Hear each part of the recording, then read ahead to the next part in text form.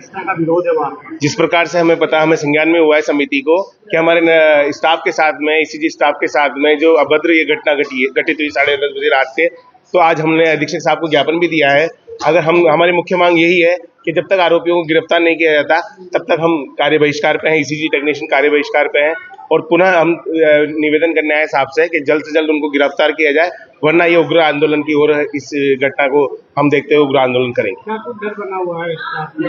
डर है, हमें लगता है कहीं ना कहीं 8 बजे से 2 बजे की शिफ्ट है सभी स्टाफ की।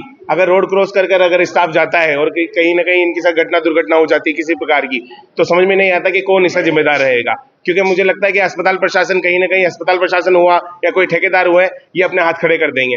तो इसकी जिम्मेदारी कहीं ना कहीं किसी न किसी को लेनी पड़ेगी। अगर पुलिस प्रशासन भी इसकी जिम्मेदारी नहीं ले रहा है तो बिल्कुल मैं इस चीज के खिलाफ हूँ। रात्रि के समय जो काम करता है स्टाफ में, किस तरह का भय डर है बिल्कुल। रात्रि के समय में कोई महिला कार्मिक भी यहाँ पर नहीं होती है, और जिस प्रकार से ईसीजी के अंदर जो महिला मरीजों का जो इलाज होता है, मरीजों को ईसीजी की जो टेस्ट किया जाता है, उस दौरान महिला कार्मिक नहीं होती है।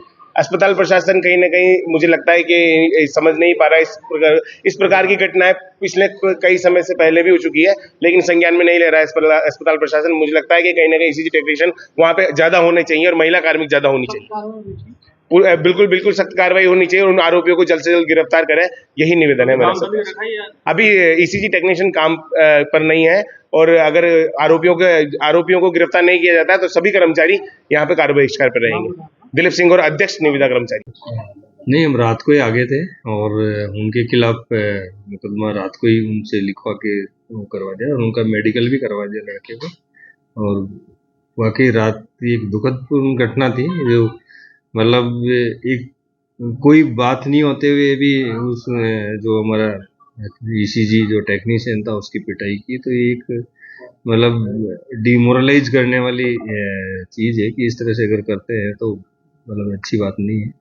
और हम इसके खिलाफ सख्त कदम लेंगे कि आगे से इस तरह की पुनरावृत्ति नहीं हो। कि दूसरा, हम एक एक्स्ट्रा गार्ड और वहाँ पे लगाएंगे। हालांकि वो बहुत ज़्यादा संख्या में लोग थे, वो हमारे पास पहले से ही गार्ड लगे हुए थे, लेकिन उनकी भी नहीं मानी और अंदर घुस गए और इस तरह से मारपीट की। और मारपीट करते हुए पहले बाहर लाए, फिर पीटते हुए अंदर लेके गए। तो ये मतलब बिल्कुल गलत व्यवहार है उनके परिजन। सुरक्षा व्यवस्था सुरक्षा तो रात भी पर्याप्त मात्रा में गार्ड थे हमारे पास। 4 गार्ड दूसरे सिविल के थे, 2 होम गार्ड थे।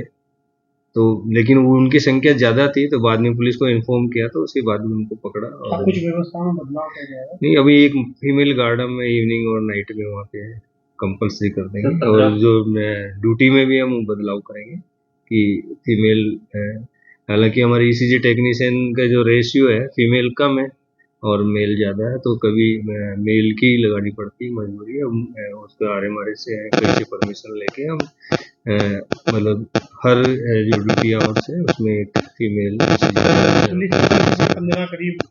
हाँ, पुलिसकर्मी की हमारे यहाँ पे 2 ही पुलिसकर्मी है, जबकि 15 की पोस्ट सेंक्शन है। तो न तो यहाँ प्रॉपर गश्त हो पाती है, और इनके जो एमएलसी से रिलेटेड जो कार्य होता है उसी में उनका टाइम पूरा हो जाता है। बाकी सिक्योरिटी और जो गश्त है वो बिल्कुल ना के बराबर है। तो उसके लिए हमने एसपी मैडम को भी लिख दिया, प्रिंसिपल साहब को भी अवगत कराया। उनका विरोध है, वो काम नहीं कर रहे सभी लोग। नहीं, हम उनको समझाइश कराएंगे, क्योंकि काम तो कैसे नहीं करे, काम तो करना ही पड़ेगा, क्योंकि मरीजों को ऐसे किसी के भरोसे थोड़ी छोड़ सकते हैं।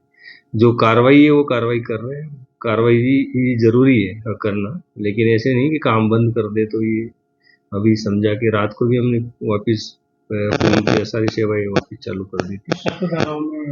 हाँ, वो तो जो राजकार्य बाधा इस तरह की जो चीजें हैं, पहले भी हमने मुकदमा दर्ज कराया, उनके खिलाफ एक्शन हुआ और उसका रिजल्ट भी आया है। तो अगर इस तरह का है तो इसमें तो डेफिनेट कार्रवाई होगी, ऐसा बोल रहे हैं।